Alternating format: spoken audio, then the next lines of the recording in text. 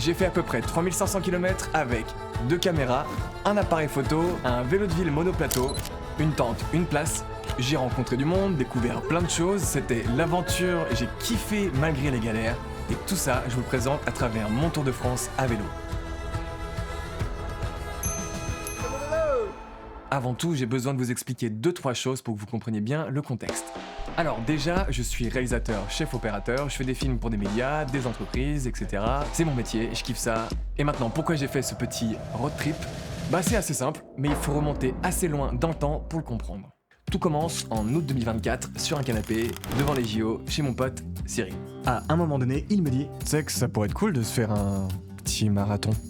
L'idée est brillante. On arrive à convaincre un de nos potes de participer au marathon avec nous et c'est le début de 6 mois de galère. Je découvre le syndrome des essuie-glaces, je vis une séparation amoureuse assez douloureuse et en plus de ça, je fais un déménagement avec plein de galères. Bref, l'entraînement est laborieux mais j'arrive quand même à courir ce marathon. Sauf que je le finis pas de la plus belle des manières. Je suis pas mal frustré, contrairement à mes potes qui eux sont très contents d'eux parce qu'ils ont fait un bon chrono et parce que même si c'était galère à la fin, ils ont regardé le chrono qu'ils voulaient, j'étais trop bien content de moi, super, bravo. Donc maintenant j'ai besoin d'un nouveau challenge. J'ai 2 mois disponibles cet été, pas d'obligation, pas trop de travail. J'aime le sport, les voyages, les rencontres, l'aventure et je veux découvrir tous les recoins de la France. Je veux aussi voyager pour pas trop cher. Oui, on peut dire que je suis une petite pince. Et c'est là que je me dis, le voyage à vélo, ça peut être très cool. J'en parle à mes amis et Cyril me dit, tu devrais le filmer ton road trip. Tu sais que tu pourrais le filmer ton road trip. Ça sera ça, un voyage documenté à vélo. Je réfléchis à mon voyage pendant des semaines et l'épineuse question du vélo pointe son nez. J'ai déjà dépensé pas mal d'argent et je me dis que mon vélo de ville fera très bien l'affaire. Et puis je vous rappelle quand même que Forrest Gump a traversé les États-Unis à pied, donc pourquoi moi je pourrais pas traverser la France avec un vélo pas adapté, hein ? C'est peut-être bête, mais c'est pas interdit, que je sache. Bref, mon Tour de France à peu près doit ressembler à ça. La seule chose organisée, c'est d'aller à Angers pour y faire la fête avec ma famille. Et sinon, pour le reste, tout est de l'impro, de la spontanéité, et franchement, j'adore, même si ça fait un peu à l'arrache. Et donc, en juillet 2025, je dis au revoir à mes potes et je me lance dans ma grande aventure. Tu peux te faire une coloscopie avec ce machin ou pas ? Mes 2 grands objectifs, survivre et apprendre à voyager à vélo. Bon, bah c'est le jour J. Alors une petite pluie bien sympa. Là il faut que je range mes affaires. Et il faut que je parte. Avec ma caméra à côté de mes caleçons, tout. Ça va commencer de manière un peu complexe, mais ça va être drôle. J'ai mon sac caméra. Dedans, j'ai de la bouffe, j'ai un livre, j'ai des harmonicas. Peut-être que je vais me mettre à jouer de l'harmonica. Je sais pas. Je vais jamais en jouer. J'ai aussi tout ce qui est un peu survie, médicaments. Premier jour, c'est le moment de vérité. Toutes ces semaines, toute cette préparation, faut sortir, faut y aller malgré la pluie. Et je suis excité parce que j'ai hâte d'en découdre. J'ai mon vélo qui est déjà tout équipé. Et du coup, j'ai plus qu'à y aller. Je pars avec un bon rythme direction Maison Alfand pour aller déposer des affaires chez mon frère et pour prendre des photos. À ce moment-là de ma vie, je suis invulnérable. J'ai fait pour l'instant le premier et le vrai move de ce road trip. Partir quand il pleut. Et là, je suis pas très loin de l'aéroport, donc regardez-moi ça. Regardez-moi ça. C'est pas beau ça ? On se contente de peu. Je commence déjà à avoir des petites galères. Il faut absolument protéger tout le matériel de la pluie. C'est pas grave, c'est juste un peu ennuyant. Mais on garde le sourire, c'est pas grave. J'ai une énergie là maintenant. Je suis imbattable. J'ai pas de poche à l'intérieur ? Bah non, j'ai que des poches à l'extérieur et ça va suffire, je l'espère. Eh bien la pluie, on s'en doutait pas, c'est pas un très bon ami, mais heureusement pour moi, dans cette période un peu complexe, j'ai un soutien inconditionnel, c'est celui de ma famille.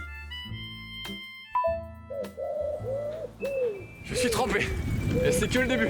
Ça va être, ça va être sport, je le sens que ça va être très sport. J'ai des petits moments où ça déchante un peu, mais je continue à en rire, surtout que quelques jours avant, c'était la canicule à Paris. Première vraie leçon que je suis en train d'apprendre, sortir couvert.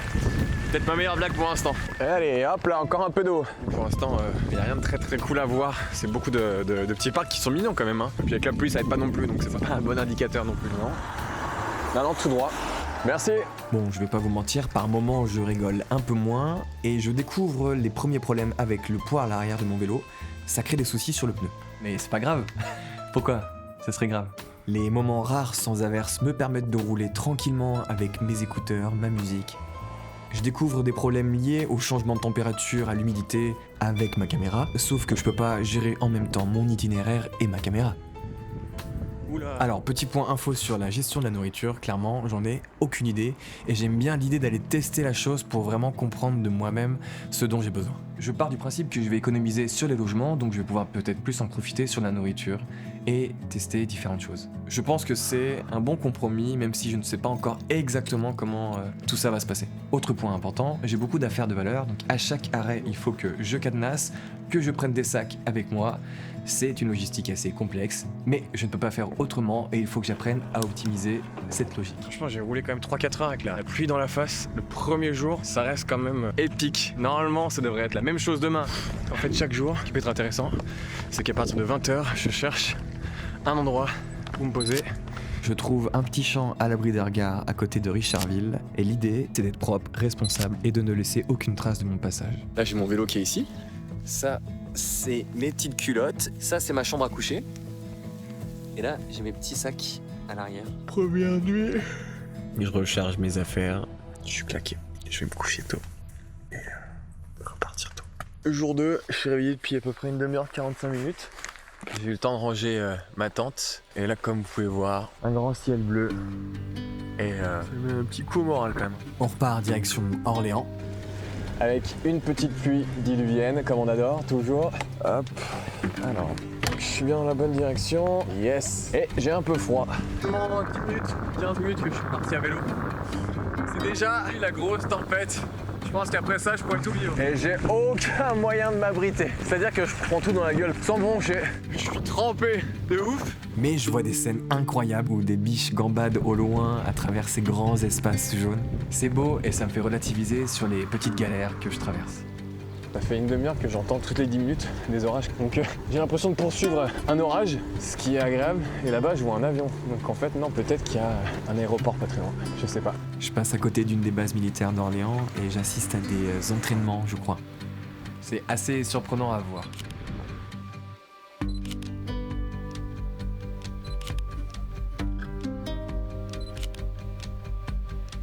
Aux alentours d'Orléans, j'en profite pour faire le plein dans une boulangerie. Bonjour. Vous faites du salé, c'est ça? Et je repars direct sur la Loire pour trouver un endroit pour poser ma tente, mes affaires et y passer la nuit. Je fais aussi un tour dans une supérette. Je me suis mis un sac en plus à l'arrière, ce qui rallonge encore plus les bagages et qui est d'une élégance absolue. Je cherche un endroit où poser ma tente discrètement pour ce soir. Et en même temps, je fais le point sur ce que j'ai envie dans mon voyage. Ouais, ça va me manquer du lien social, donc on va essayer d'aller chercher ça. Et puis c'est aussi mon but, hein. C'est d'aller filmer des gens, je vais de me foutre en l'air. Là, je crois que je vais me poser là-dedans. C'est à l'abri, s'il pleut ce soir au moins, je suis pas obligé de monter ma petite tente. C'est pratique et j'en profite aussi pour me reposer, souffler un peu après cette longue journée.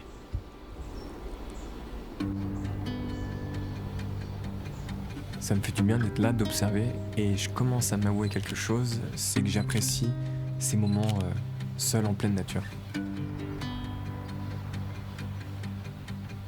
Ça fait un moment que je me suis pas offert des temps calmes comme ça, donc j'en profite.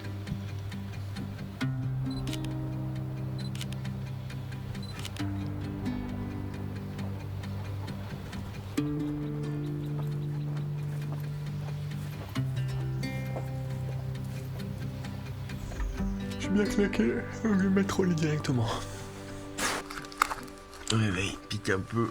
J'ai pas beaucoup dormi, j'ai l'impression. Mais il faisait froid. J'ai pas eu le soleil pendant plusieurs jours, donc là, j'en profite. Je fais un petit brin de toilette, je rase cette horrible moustache et je repars direction les sentiers de la Loire avec un pneu dégonflé et des nouvelles histoires à raconter. J'ai clairement pas pris le bon itinéraire. Là, je suis sur une nationale. Départementale plutôt. Je suis ma montre, mon GPS, mais là, il m'indique que de la merde. Salut vous. C'est vrai que c'est beau, hein. Si je reste trop longtemps ici, les secousses, elles vont commencer un peu à abîmer le vélo et puis peut-être même mon matériel. Je décide un peu de sortir de mon tracé et de me rapprocher des villes, mais je me perds. Donc je reviens encore sur mon tracé de base et je retrouve la piste cyclable, la Loire à vélo. En chemin, je découvre plein de lieux sympas pour s'arrêter, boire un café, discuter un peu avec les gens et repartir. Ça donne envie d'y rester pour des heures. Ça fait seulement 3 jours que je suis parti et j'ai déjà l'impression de voir des paysages totalement différents de là où je viens. Ça fait vraiment plaisir.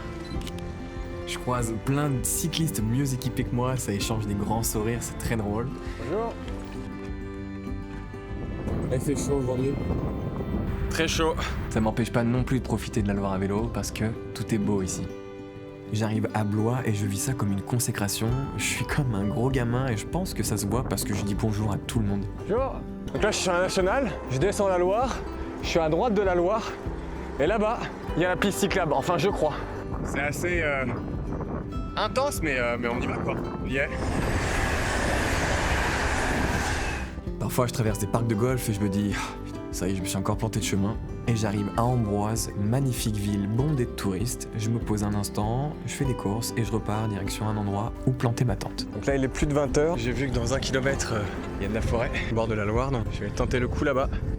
Fin de journée, il y a moins de bagnoles, et puis ce sentiment de liberté, il est exceptionnel. Je mets plus de 30 minutes pour trouver un endroit discret à l'abri des regards. J'y plante ma tente. Pas très loin d'une famille qui vient me voir, curieuse. On discute 20 minutes. Non mais là, le cadre, il est quand même magique, hein. Et après ça, je me retrouve seul. C'est très satisfaisant parce que c'est le calme après la tempête.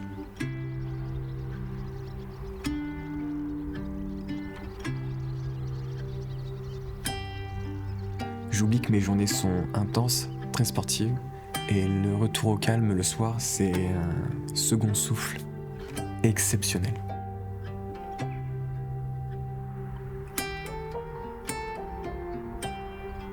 J'essaie de lire, mais j'ai du mal, parce que je suis fatigué. Et en même temps, je me couche tard parce que j'ai du mal à trouver le sommeil. C'est particulier.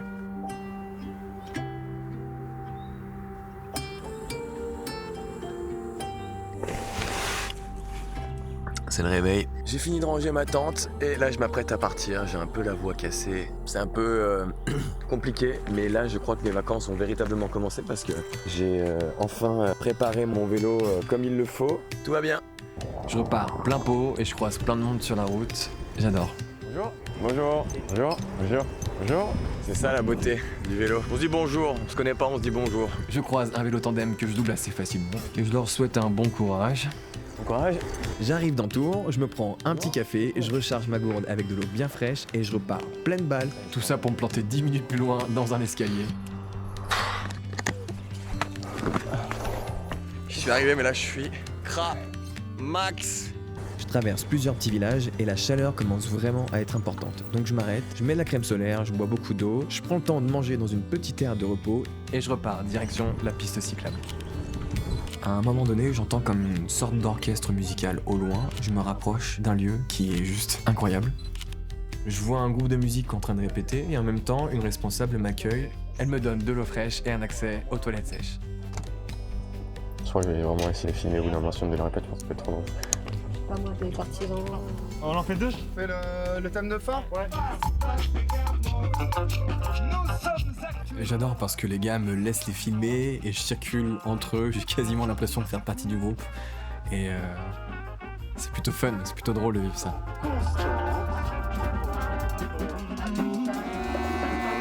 À la fin de leur répète, je leur donne toutes mes images et moi ensuite je file chercher un endroit où planter ma tente. Là je pense que ça va être mon petit coin pour dormir ce soir. Là, je suis claqué, juste une envie c'est d'aller me poser, dormir. Premier vrai sommeil depuis le début de l'aventure là. Si je fais 2h matin, 2h après-midi, je devrais m'en sortir pour être arrangé dans l'après-midi. Je reprends le vélo avec un sentiment mitigé. Les routes sont plus agréables, il y a du soleil, c'est très bien, mais moi je suis pas au top de ma forme. J'ai la gorge et le nez qui sont bien pris. Je sais pas ce qui se passe, donc j'essaye de profiter de cette belle journée, mais je sens qu'au fond de moi quelque chose se trame. Il fait chaud, même très chaud. J'arrive à ranger sous une chaleur de plomb et je me pose dans un bar pour profiter de la fraîcheur et pour sauvegarder toutes les images que j'ai faites cette semaine. Je repars ensuite direction Plessis-Grammois pour y retrouver ma famille. C'est là où je venais quand j'étais enfant. Je profite de ce moment pour prendre du recul sur ce que j'ai déjà fait et je me sens épuisé, je suis cramé, c'est bizarre. Oh! Mais en tout cas, ça me fait plaisir de retrouver ma famille et mon oncle en premier qui lui fait du vélo. D'ailleurs, il comprend que je suis parti avec un monoplateau. Ouais. Des monoplateaux. Ouais. Et finalement, ce mal de crâne que je sentais venir se transforme en quelque chose d'un peu plus relou. J'ai la tête lourde et en fait ça me rappelle des vieux souvenirs d'une période où on était tous un peu confinés. C'est pas le Covid, donc bah nickel. Génial. C'est une sinusite qui me cloue au lit, mais qui me permet au moins de relativiser C'est même pas drôle là. sur ce que j'ai déjà fait.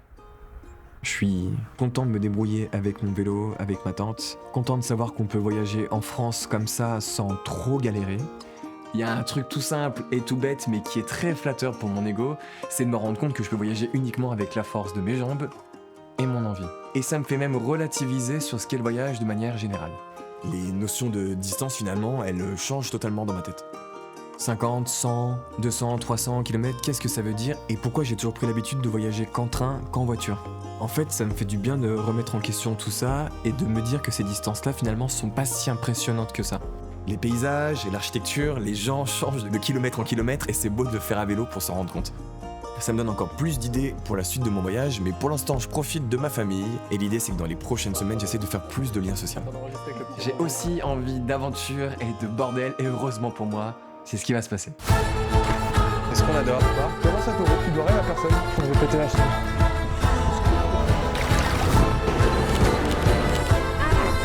C'est dur. Un peu claqué. C'est intense. Ça va être sport, ça va rouler.